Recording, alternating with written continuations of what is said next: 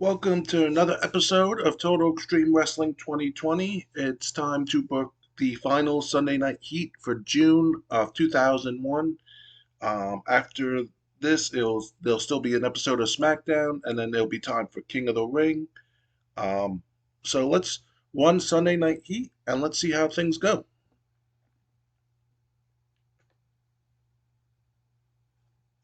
In an abysmal pre-show match, Rico Constantino defeated Christopher Nowinski by pinfall with the Rico driver. This got a 12. In an abysmal pre-show match, Leviathan defeated Gene Snitsky by pinfall with a sit-out powerbomb. This got a 0. Bruce Pritchard did good work at ringside. Leviathan and Bruce Pritchard have great chemistry.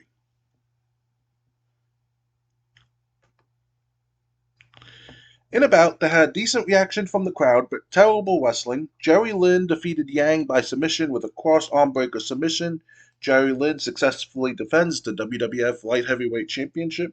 This got a 43. All matches are titles that haven't been defended recently. Well, all main show matches anyway. Spanky and Spike Dudley come to the ring, and Spanky goes, "If you have been watching Sunday Night Heat recently, you know the WCW invasion isn't limited to Raw and SmackDown. For weeks, I have been dealing with the juveniles who call themselves 3 Count. I've been attacked 2-on-1 and 3-on-1 because 3 guys refuse to fight fairly.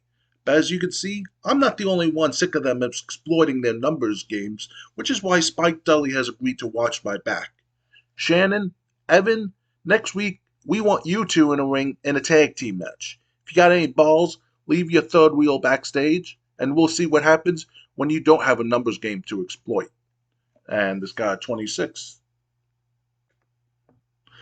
A video plays hyping Steve Blackman and Trish Stratus taking on Val Venus and Ivory at King of the Ring. This got 37.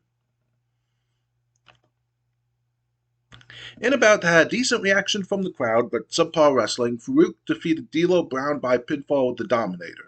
Farouk successfully defends the WWF European Championship, and this got a 50. So Mark Jindrak is backstage, and Mark Jindrak goes, "K Quick, did you really think our business was done? You beat me once by getting lucky, and all of a sudden I was going to leave with my tail tucked between my legs? Maybe you don't realize myself and the rest of WCW are here on a mission, which is to take out the WWF and show that WCW is a dominant force in wrestling. Your owner got lucky after networks turned their back on us, and apparently that same luck went to some of his wrestlers, and you happen to be one of them. As long as it takes, I will make it clear that when it comes to the big picture, you and the rest of WWF don't stand a chance, regardless what small battles you and your partners happen to win." And this got 32. So China is standing backstage behind the curtain before her match. She goes, "I can't wait until I wrestle William Regal at King of the Ring. He claims to be so honorable and such a gentleman, but every time he attacks me, he has to do it from behind. When an honorable man attacketh their opponent from behind, William, every time I confronted you, I did it face to face. Sunday, at King of the Ring, you have to come face to face with me when we step in that ring. What are you going to do then? This Sunday, I prove to you that you hate me because I'm a threat to your position in this company, not because you think I don't belong in that ring." And this got a 50. In a bout that had good heat and decent wrestling, China defeated Stacy Keibler by pinfall with the powerbomb. China successfully defends the WWF Women's Championship. Match suffered because there wasn't enough selling shown. And then China is being attacked after the match by Stacy Keibler and Shawn Stasiak. So seeing the assault, Al Snow comes in and fights them both off, saving China from being taken advantage of 2-on-1. And this got 34. So what was the final grade for Sunday Night Heat? 51. Not bad.